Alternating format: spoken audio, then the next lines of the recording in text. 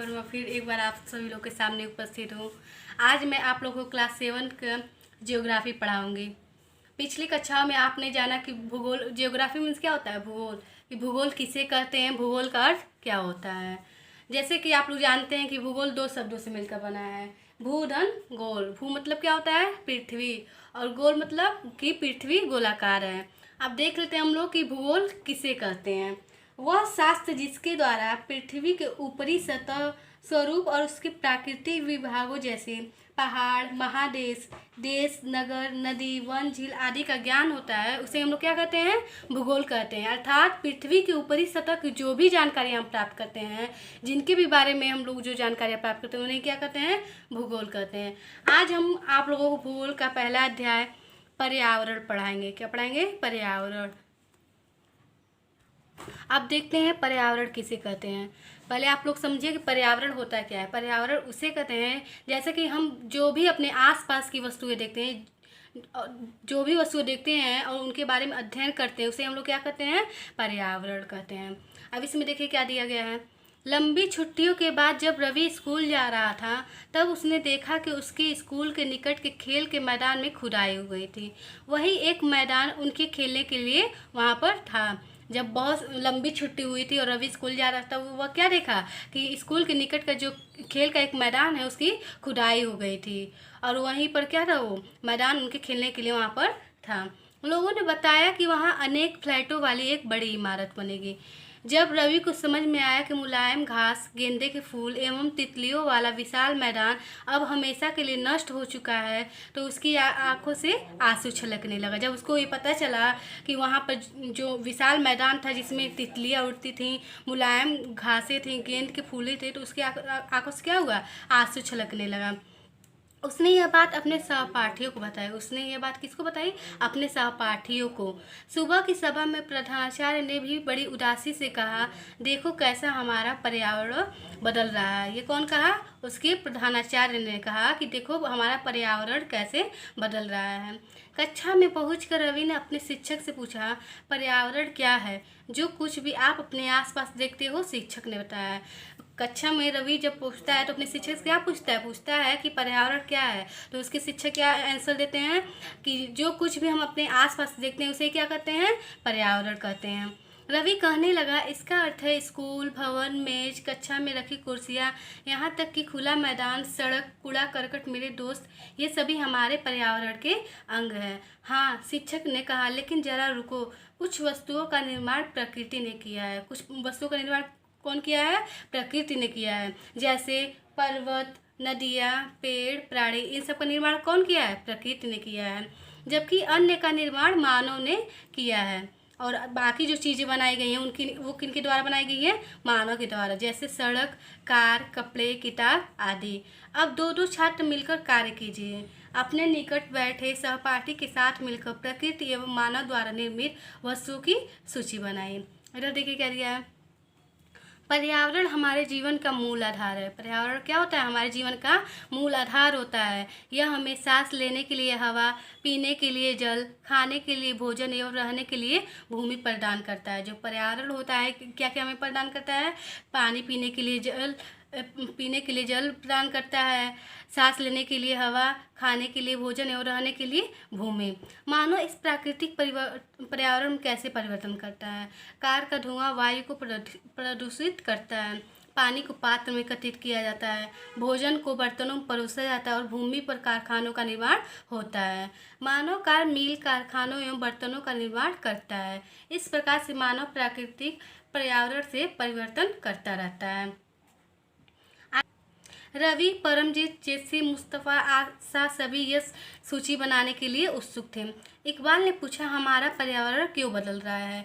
शिक्षक ने उत्तर दिया, ऐसा हमारी ज़रूरतों के कारण होता है। इकबाल पूछता है कि हमारा पर्यावरण में क्यों परिवर्तन होता रहता है। तो शिक्षक ने उत्तर देते हैं, शिक्षक जो होते हैं उनके, वो उत्तर देते हैं कि ऐसा हमारी ज़रूरतों के कारण होता है। ये दिन प्रतिदिन बढ़ती रहती है। जो परिवर्तन होती है वो दिन प्रतिदिन बढ़ती रहती है। अब देखिए पर्यावरण के घटक कौन कौन से हैं। पर्यावरण घटक प्राकृतिक है, मानव निर्मित है और खुद मानव भी है। प्राकृतिक देखें क्या क्या है, स्थल, जिससे क्या, जो यहाँ पर स्थल होता है उसे हम लोग क्या कहते हैं, स्थल मंडल, सजीव, जैव मंडल, वायु को वायुमंडल के नाम से जाना जाता है। जल जलमंडल। अब देखिए मानव निर्मित क्या क्या है। इमारतें, पार्क, पुल, सड़क, स्मारक, उद्योग और भी चीज़ें ऐसे हैं जो मानव निर्मित हैं। अब देखिए मानव को क्या क्या होते हैं घटक। एक व्यक्ति से परिवार, फिर समुदाय, धर्म, शैक्षिक, आर्थिक, राजनीतिक स्थिति, ये सब क्या होते हैं, एक व्यक्ति के लिए महत्वपूर्ण घटक होते हैं।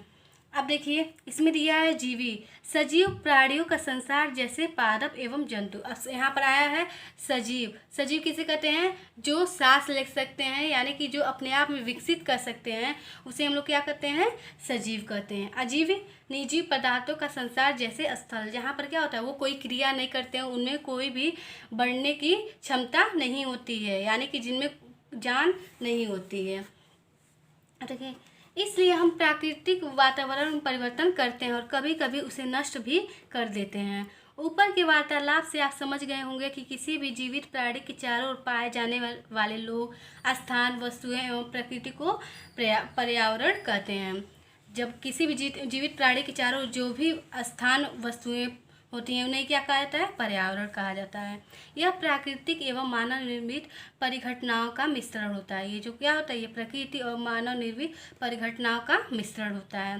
प्राकृतिक पर्यावरण में पृथ्वी पर पाई जाने वाली जीवी एवं अजीवी दोनों परिस्थितियां सम्मिलित हैं, जबकि मानवीय पर्यावरण में मानव की परस्पर क्रियाएं, उनकी गतिविधियां एवं उनके द्वारा बनाई गई रचनाएं सम्मिलित हैं। अब देखिए पर्यावरण शब्द की उत्पत्ति कैसे हुई है। पर्यावरण यानी एनवायरनमेंट शब्द की उत्पत्ति फ्रेंच शब्द एनवायरोनेर या एनवायरोनेर से हुई है, जिसका अर्थ क्या होता है, पड़ोस होता है। आगे देखिए दिया है प्राकृतिक पर्यावरण। अब प्राकृतिक पर्यावरण क्या होता है इसके बारे में हम अध्ययन करेंगे। भूमि, जल, वायु, पेड़ पौधे एवं जीव जंतु मिलकर प्राकृतिक पर्यावरण बनाते हैं। प्राकृतिक पर्यावरण कौन बनाता है, भूमि, जल, वायु, पेड़ पौधे और जीव जंतु मिलकर प्राकृतिक पर्यावरण बनाते हैं। स्थल मंडल, जल मंडल, वायुमंडल एवं जैव मंडल से आप पहले से ही परिचित होंगे। आइए अब हम इनके संबंध में कुछ और तथ्यों की जानकारी प्राप्त करते हैं। अब देखते हैं कि स्थल मंडल, जल मंडल, वायुमंडल और जैव मंडल किसे कहते हैं। पृथ्वी की ठोस परपटी या कठोर ऊपरी परत को स्थल मंडल कहते हैं। जो पृथ्वी की ठोस परपटी या कठोर ऊपरी वाली सतह होती है उसे हम लोग क्या कहते हैं, स्थल मंडल कहते हैं। यह चट्टानों एवं खनिजों से बना होता है। ये जो होता है किससे बना होता है, चट्टानों एवं खनिजों से बना होता है। यह मिट्टी की पतली परत से ढका होता है।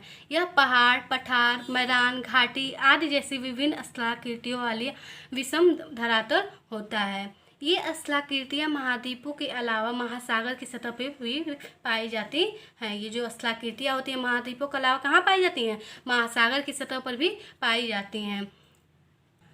अब देखिए स्थलमंडल वह क्षेत्र है जो हमें वन, कृषि एवं मानव बस्तियों के लिए भूमि, पशुओं को चरने के लिए घास स्थल प्रदान करता है। स्थलमंडल कौन सा क्षेत्र है, वह क्षेत्र है जो हमें वन, कृषि एवं मानव की बस्तियों के लिए भूमि प्रदान करता है, पशुओं को चरने के लिए घास स्थल प्रदान करता है।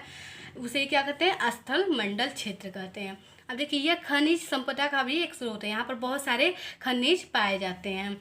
आगे देखिए दिया है जल के क्षेत्रों को जलमंडल कहते हैं। जो जहाँ पर जल का क्षेत्र होता है उसे हम लोग क्या कहते हैं, जलमंडल कहते हैं। यह जल के विभिन्न स्रोतों जैसे नदी, झील, समुद्र, महासागर आदि जैसे विभिन्न जलाशयों से मिलकर बनता है। एक तरफ से अगर हम कहना चाहें एक शब्द में तो नदी, झील, समुद्र, महासागर इन सबको भी हम जल के क्षेत्र को क्या कर सकते हैं, जलमंडल कह सकते हैं।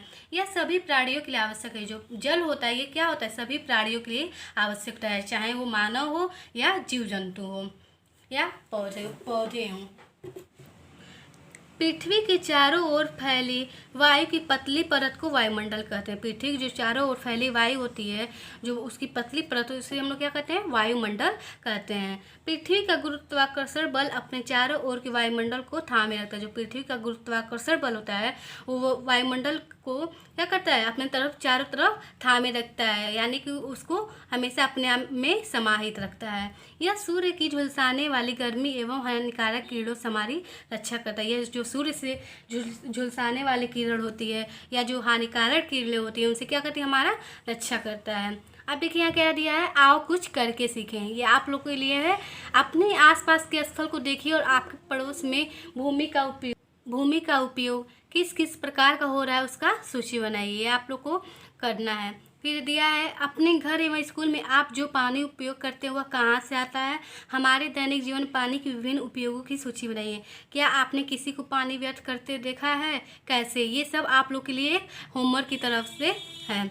स्कूल जाते समय आसमान को देखें, ध्यान दें कि दिन कैसा है, वर्षा हो रही है, आसमान में बादल हैं या तेज़ धूप है या कोहरा इत्यादि है।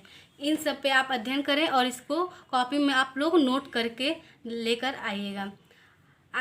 बाकी शेष हम भूगोल के अगले वीडियो में यानी कि सेकेंड भाग में आप लोग को हम पढ़ाएंगे। तब तक इतना अध्ययन कीजिए और सुरक्षित रहिए। धन्यवाद।